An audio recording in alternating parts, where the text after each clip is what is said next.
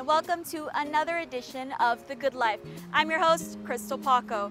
We started our show by celebrating the 3 new cultural houses that were formed and recognized for perpetuating the Chamorro language and culture.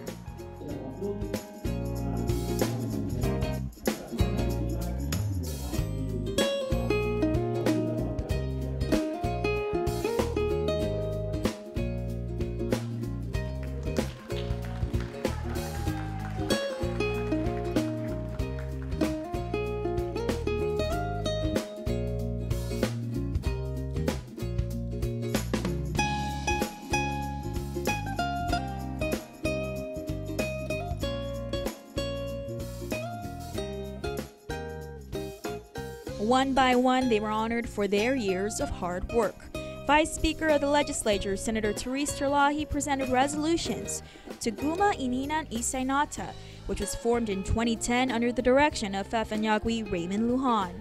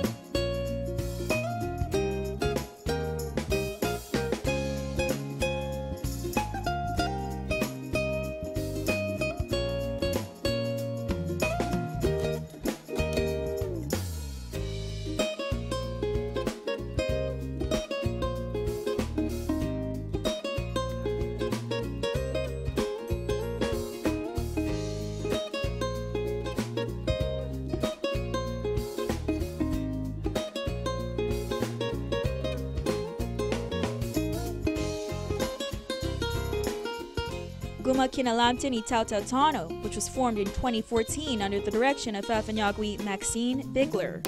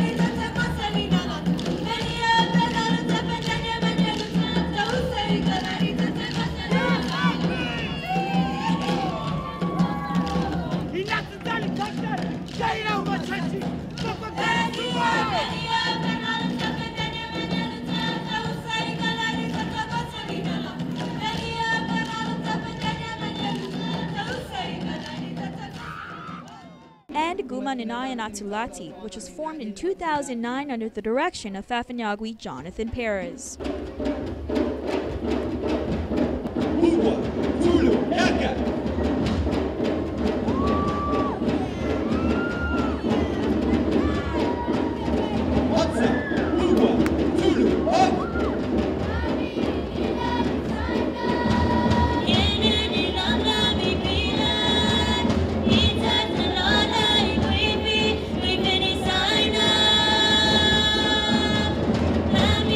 Design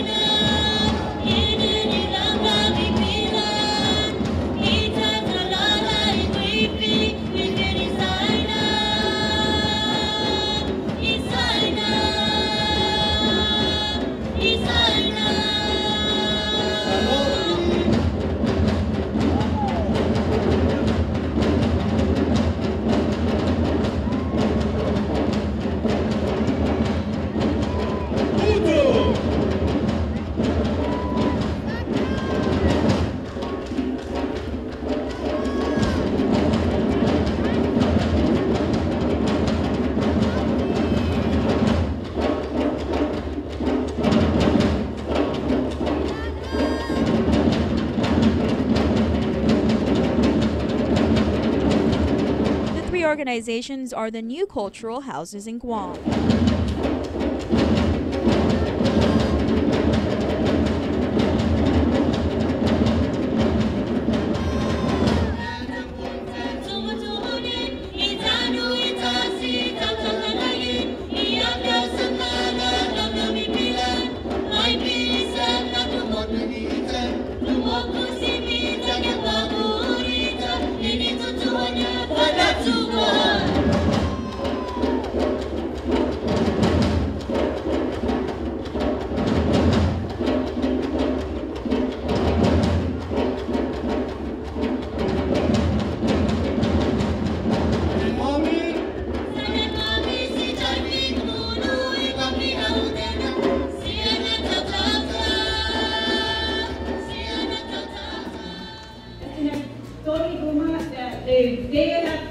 We are here to thank you because you have helped all of us through all your hard work of the teachers, the parents, and the students, and of course all of the other GUmas that have supported these GUmas, and all of the sign-ups. You have brought to us a way of celebrating 4,000 years of history, and a way of honoring those who came before us. But more than all of that, you bring to us, all of the people of Guam, you bring to us the Guam we want to go forward with. And we are so forever grateful for that.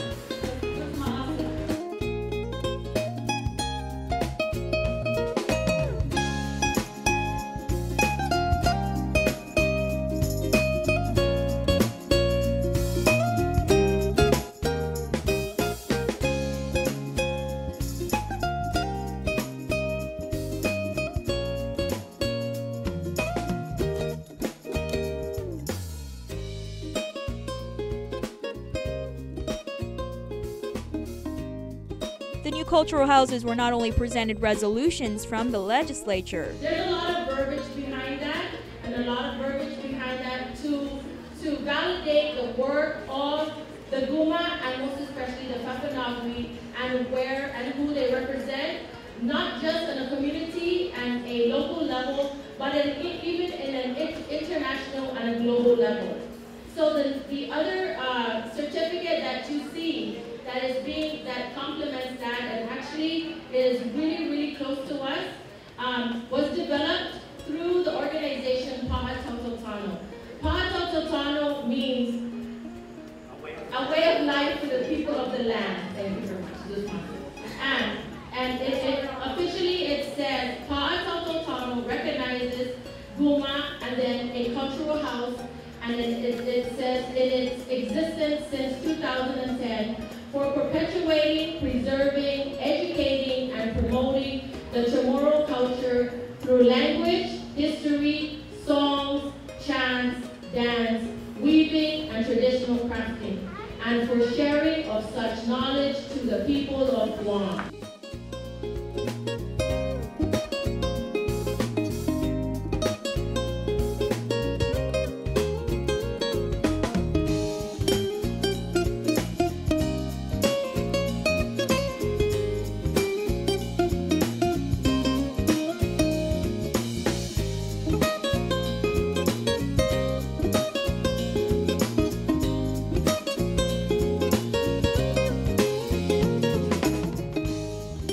Stay tuned, The Good Life continues after the break.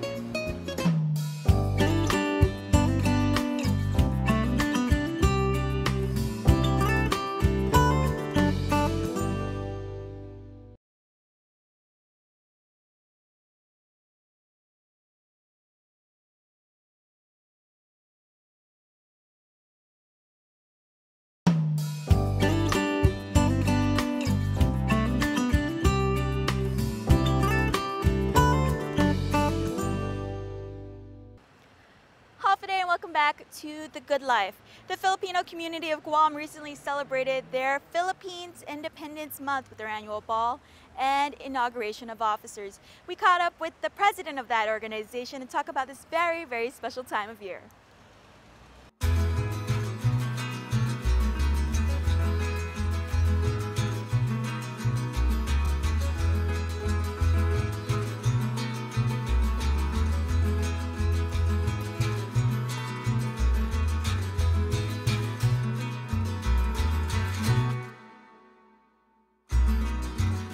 The Dusitani Guam Resort Ballroom was packed with Filipino pride. Norman Analista is the president of the Filipino community of Guam. Well, the Filipino community of Guam, as the umbrella organization of over 31 different Filipino associations, we thought it would be only fitting that we commemorate the 119th anniversary of the proclamation of Philippine independence. And ultimately, this is such a meaningful and momentous occasion for us because ultimately, when it was declared by General Emilio Aguinaldo 119 years ago, he basically caused the Filipinos to fight more fervently against the Spanish. And that, in essence, was a move in making the Philippines an independent country. And so today we benefit from a lot of the sacrifice that our forebears had made.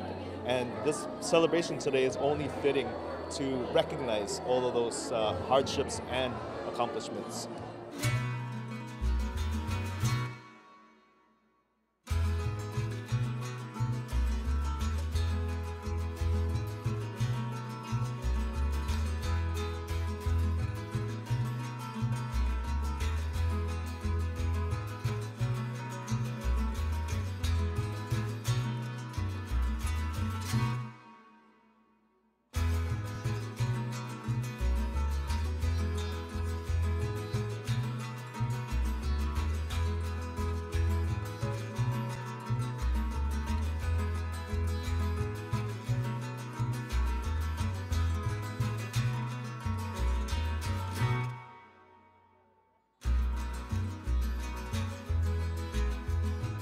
While Analista says the celebration is a time to acknowledge Filipino history, it's also time to look forward to the future and for Filipinos to embrace their culture.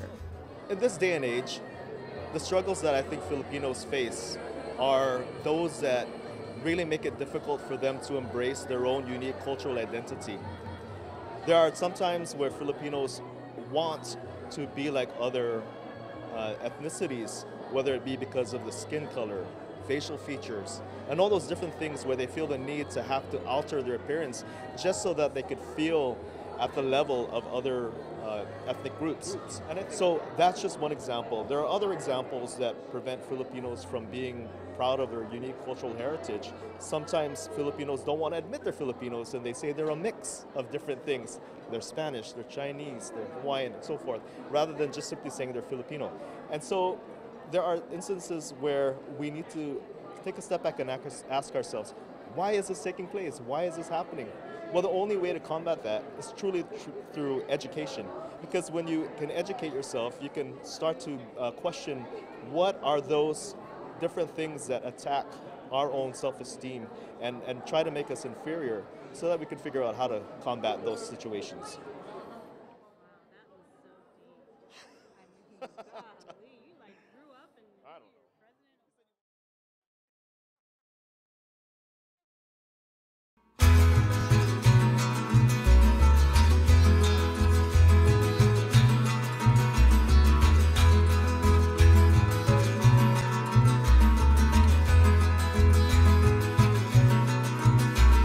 Aside from the ball, a wreath-laying ceremony was held at Mabini Shrine, located near the Asin War in the Pacific National Park. Apolinario Mabini is described as a revolutionary hero of the Philippines who was exiled here on Guam. Up next on The Good Life, we head to the Guam Museum. Keep it here.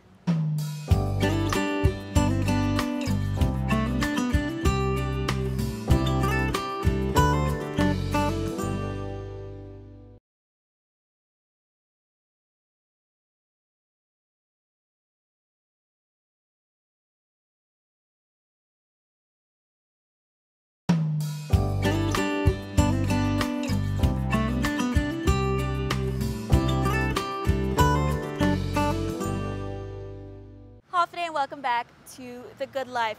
We studied brewing in Brussels. The founder of Blue Moon was on Guam for the official launch of the Belgian wheat beer. Here's more with Andy Wheeler.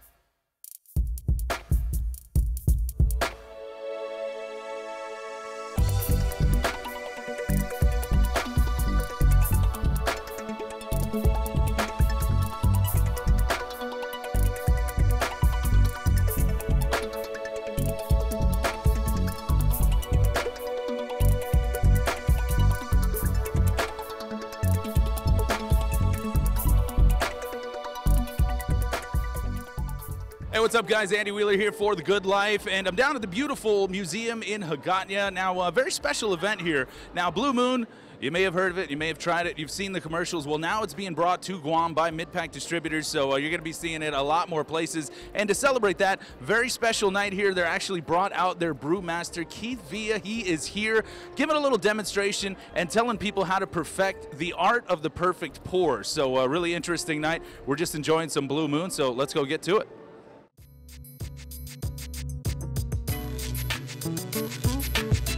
Side of the glass, and then when it reaches the moon there, we stand the glass upright and pour a little more vigorously to get some head. And then we garnish orange slice.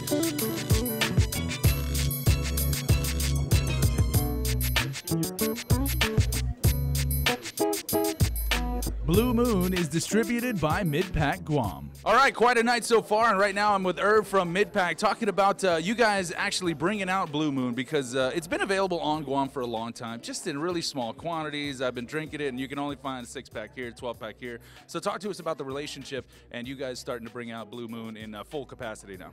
Yeah, first of all, we're definitely proud that we finally have the rights to bring it in and distribute it. Like you said, it has been in the market, but it kind of dried out, and we're lucky for us that we have the opportunity to really perfect it and serve it right and get the consumer to understand that it's now available and how they should enjoy it. So. And you guys do bring in a lot of beers, but it's very rare that you get the actual brewmaster out here on Guam. Talk to us about how this came about. Oh man, it's awesome. It's definitely a great experience to have a guy like Keith Villa come down to Guam. It was a lot of commitment, a lot of time taken out of his time, especially, and it's huge. It brings a lot of insight and learnings for not just for us, but for the consumer as well to understand the beer now. So it's a great experience. Absolutely, teaching the art of the perfect pour. So we're gonna go check out more of the event.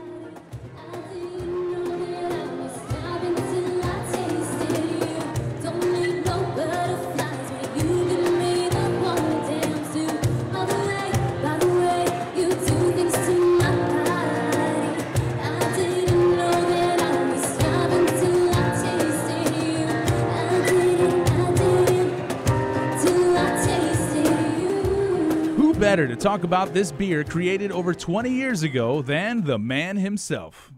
No big deal, just a couple guys talking beer. It's Andy, and just happens to be Keith Villa, the brewmaster of Blue Moon, and founder of Blue Moon. Keith, welcome to Guam. Well, thank you so much. It's a pleasure to be here. I've seen you on TV. We were talking just before we came on. I've seen the commercials, you telling us about Blue Moon, but didn't you really get into the history in the commercials? So tell us a little bit about your history. And it's rare that I get to talk to a guy about beer who actually has a PhD in brewing. So tell us about the history, your training, and then why you decided to go with this Belgian style.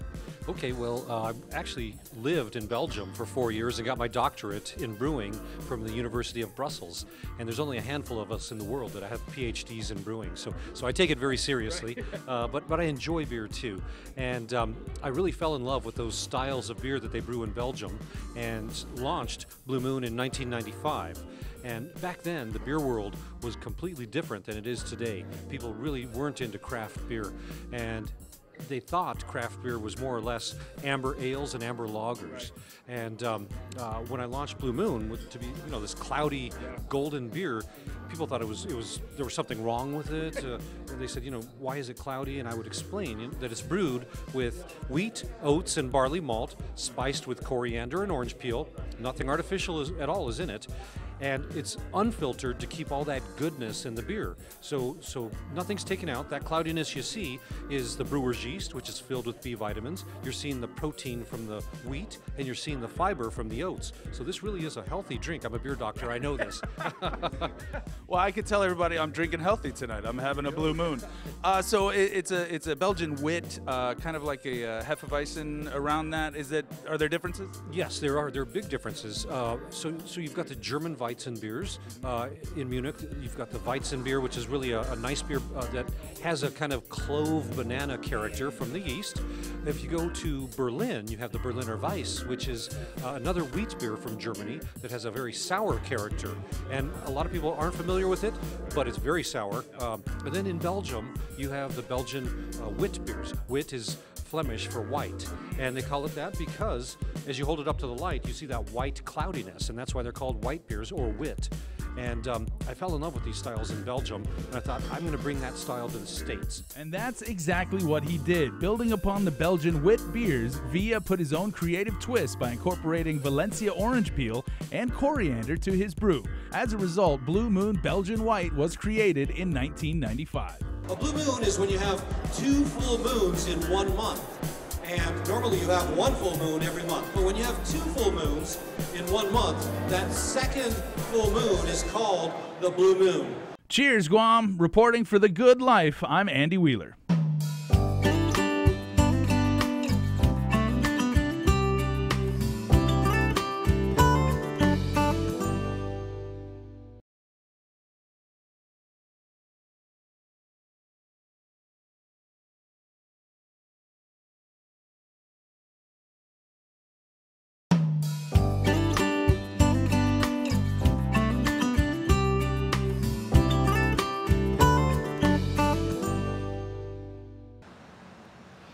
We close out our show with a special performance by Sanahi Sanchez. Until next time, be good, Guam.